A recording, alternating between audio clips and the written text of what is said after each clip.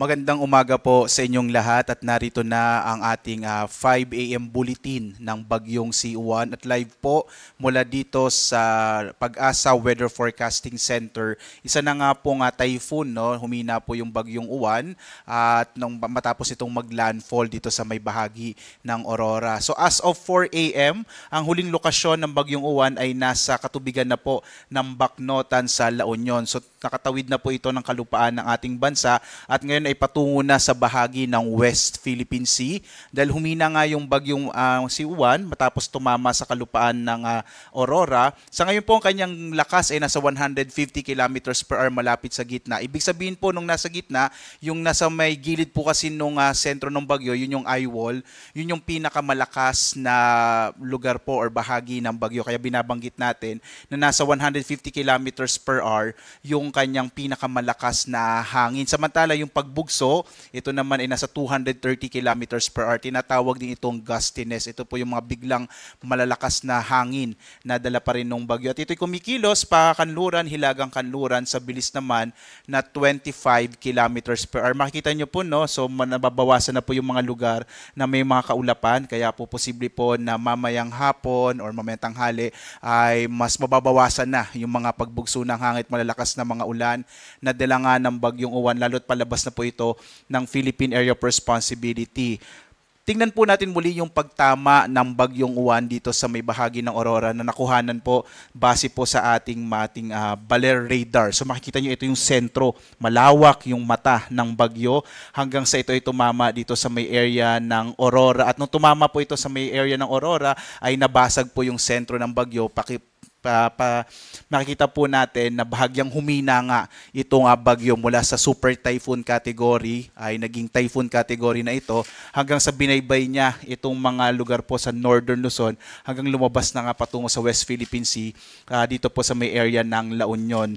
Tumama yung sentro ng bagyo, ito po yung una niyang landfall dito sa may area ng Dinalungan sa Aurora around 9:10 kagabi po at posible pong lumabas ito ng Philippine Area of Responsibility mamayang madaling araw or bukas ng madaling araw po ng Martes. So Martes ito maaaring lumabas ng Philippine Area of Responsibility at posible pa rin, no? Makikita nyo po sa track natin, maaring pumasok ulit ito ng Philippine Area of Responsibility madaling araw ng Huwebes. Pero makikita ninyo, ang maapektuhan nito ay yung bahagi ng Taiwan. Kapag ito'y muling pumasok ng PAR, posible pong magkaroon ulit tayo ng epekto yung Bagyong Uwan. Pero most probably po dito na lang sa may bahagi ng extreme northern Luzon, yung area po ng Batanes, ang maaring maapektuhan pagpasok po muli ng bagyo. So muli po, no, inaasahan natin na mamayang hapon hanggang gabi ay unti-unting lalabas na po ng Philippine Area of Responsibility ang Bagyong Uwan at Huwebes muling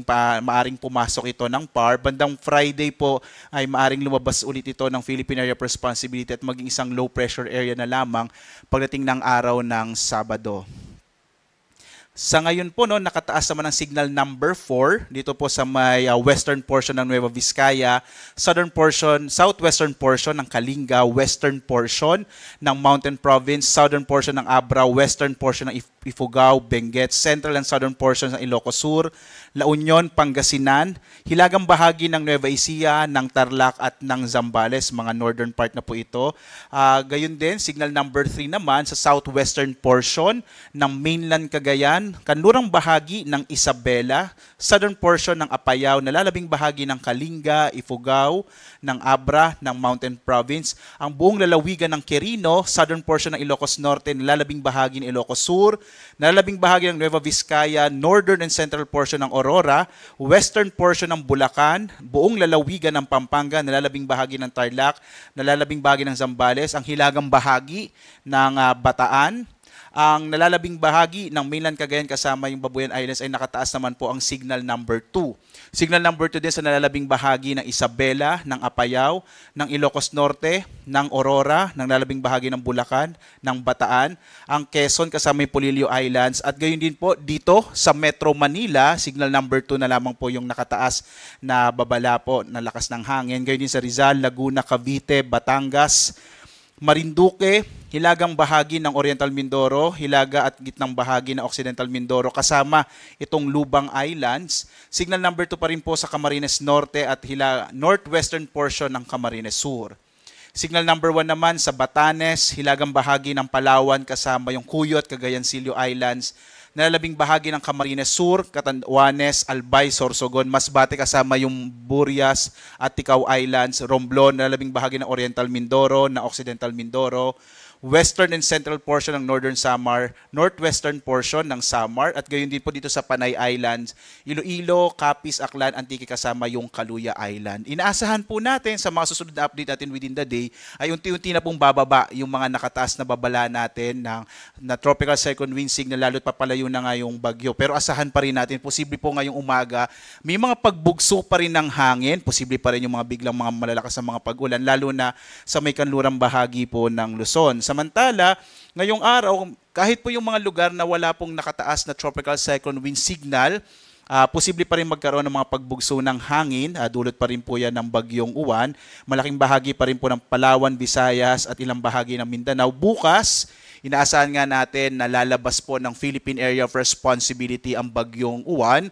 Pero posible pa rin, kahit po wala na pong nakataas sa tropical cyclone wind signal, malaking bahagi pa rin ng Luzon, ay maaaring magkaroon ng mga pagbugso ng hangin kasi meron pa rin pong trough or yung mga kaulapan na dala ng bagyo. Pagdating ng Wednesday, araw ng Miyerkules, ay posibleng may mga pagbugso rin ng hangin sa Batanes at Babuyan Islands. Dahil inaasahan nga natin, muling papasok ng Philippine Area of Responsibility ang bagyong Uwan madaling araw po ng Huwebes. Narito po yung ating inaasahang mga paglakas ng mga dadalhin po nitong ulan kahit po palabas na yung bagyo. Mapapansin po natin nabawasan na po yung mga malalakas na mga pag-ulan na mararanasan ngayong araw.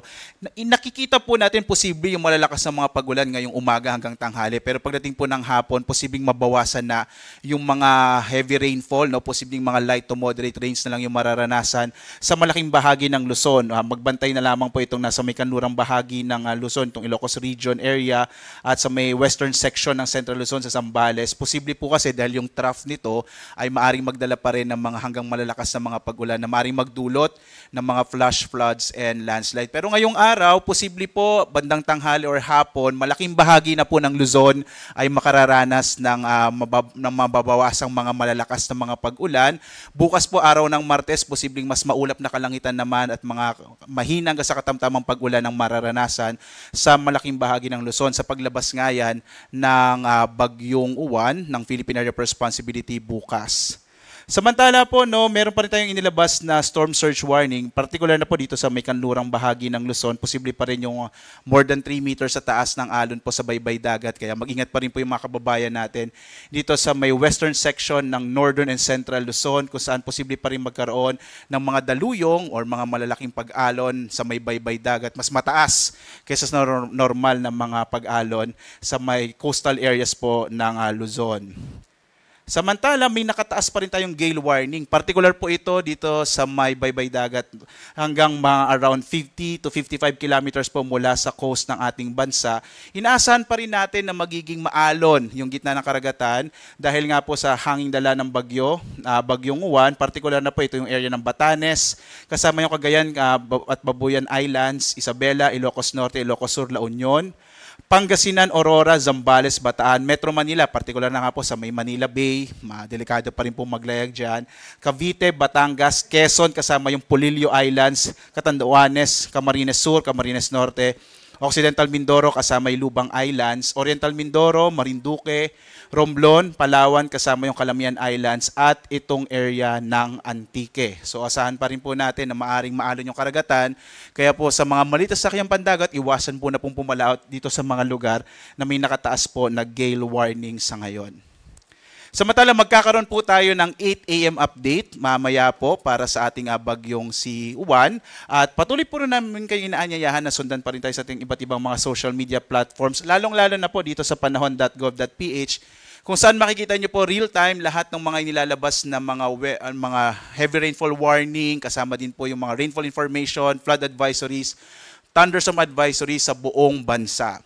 At muli po sa paglabas na po ng kalupaan ng Bagyong Uwan, asahan natin magsisimula na pong mabawasan yung mga malalakas na mga hangin at malalakas na ulan na dala ng bagyo, dahil inaasahan nga natin po mamayang gabi or bukas ng umaga ay nasa labas na po ng Philippine Area of Responsibility ang Bagyong Uwan. Gayunpaman, mag-ingat pa rin po kayo mga kababayan dahil po posible pa rin yung mga pagbugso ng hangin at mga kung minsan malakas na mga pag-ulan ngayong umaga sa malaking bahagi po, lalo na dito sa may western section ng Northern and Central Luzon. At live na nagbibigay update mula dito sa Pag-asa Weather Forecasting Center. Ako si Obet Badrina. Maganda po tayo lagi para sa isang ligtas na Pilipinas. Maraming salamat po sa inyong pagsubaybay.